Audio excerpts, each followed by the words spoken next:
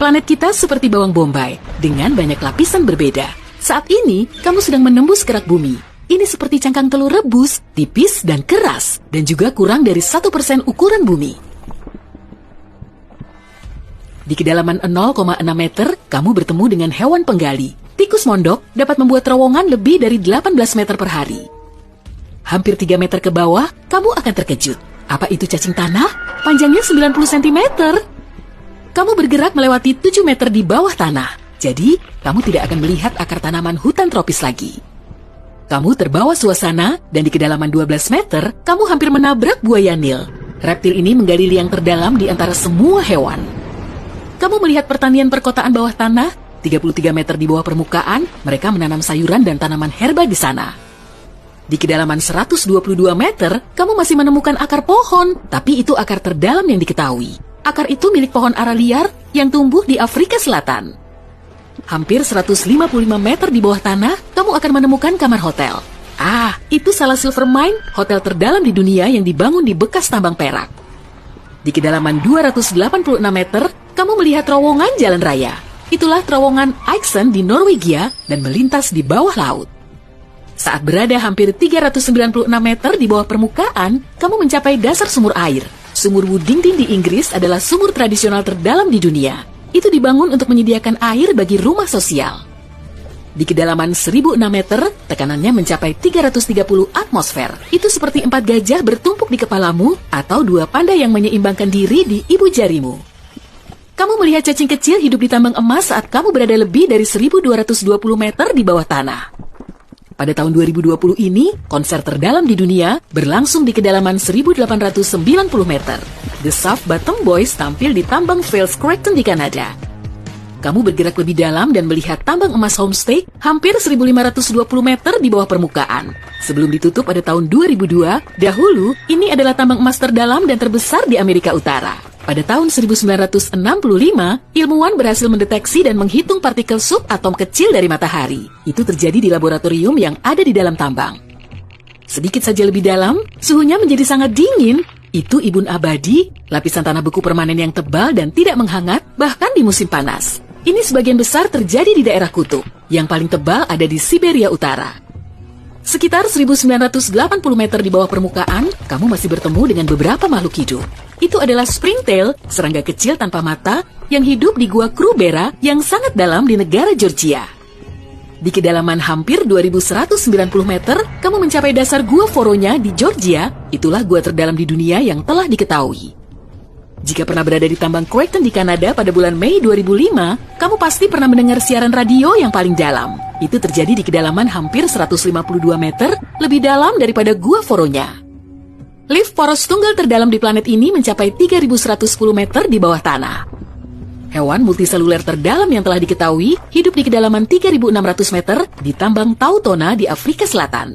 Itu adalah cacing kecil, tapi sangat kuat dan dapat mengatasi suhu ekstrem dan dehidrasi.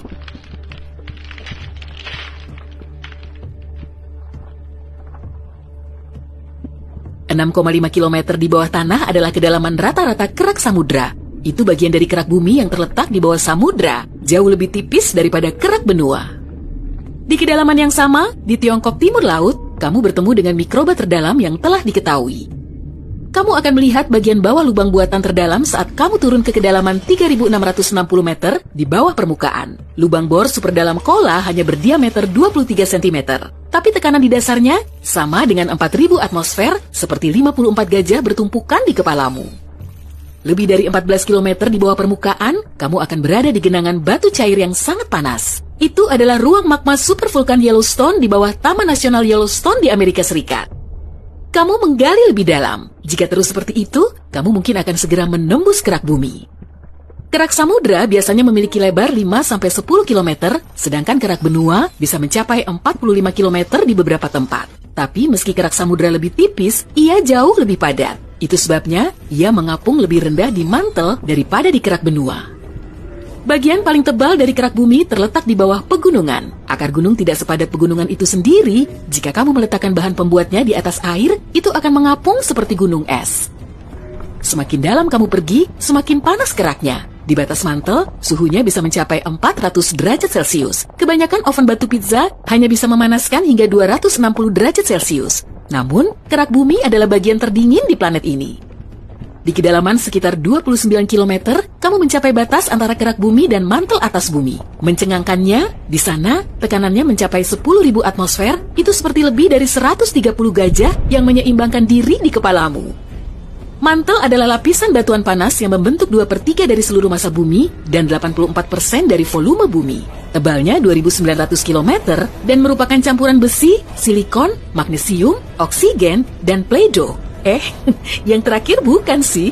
Batuan yang lebih dekat ke bagian dalam mantel bertekstur semi padat seperti permen karamel. Hal paling menarik yang kamu lihat saat pergi melewati lapisan ini adalah berlian. Ahli geologi sebenarnya percaya bahwa semua berlian yang kita tambang hari ini terbentuk di dalam mantel. Lalu, sekitar 1 miliar tahun yang lalu, berlian dibawa ke permukaan oleh letusan gunung berapi. Bagian atas mantel bersama dengan kerak bumi pecah menjadi potongan-potongan besar dan menyerupai kepingan teka-teki raksasa. Potongan-potongan ini, yang dikenal sebagai lempeng tektonik, bergeser dengan kecepatan 2,5 cm hingga 5 cm per tahun. Saat bergerak melewati mantel atas, kamu merasakan suhu mulai naik. Dari 480 derajat Celcius hingga 870 derajat Celcius. Semakin dalam kamu pergi, semakin banyak keringatmu. Di dekat batas inti, suhunya sudah lebih dari 3.870 derajat Celcius. Tekanan mantel yang lebih rendah mencapai 240.000 atmosfer. Itu seperti 3.280 gajah yang membentuk menara di kepalamu. Di kedalaman sekitar 2.900 km, kamu melintasi batas antara mantel dan inti terluar. Lapisan ini memanas hingga 4.980 derajat Celcius, sebagian besar karena peluruhan radioaktif uranium dan thorium. Suhu seperti itu cukup tinggi untuk menjaga inti luar tetap cair.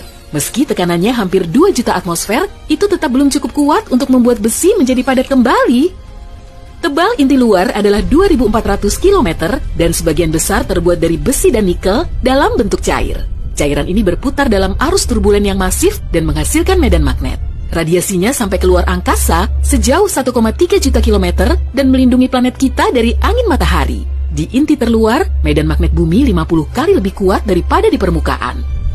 Kamu berada lebih dari 4.830 km di bawah tanah sekarang. Selamat, kamu telah mencapai pusat planet kita. Inti dalamnya, itu berupa bola logam padat berdiameter 2.400 km. Itu sekitar 3/4 diameter bulan. Inti dalam sangatlah padat dan berputar lebih cepat daripada bagian lain dari planet ini. Di sana, hampir sama panasnya seperti di permukaan matahari. Menurut ilmuwan, 99% dari semua emas dan platina bumi dapat ditemukan di inti dalam. Pembentukan inti dalam membutuhkan waktu sekitar 500 juta tahun. Itu artinya lebih mudah dari beberapa bagian kerak. Ada juga teori bahwa mungkin inti dalam punya inti. Jika ada, hampir seluruhnya akan terdiri dari besi. Sekarang, bagaimana cara kamu bisa keluar dari sana? Aku tidak tahu. Sampai jumpa lagi.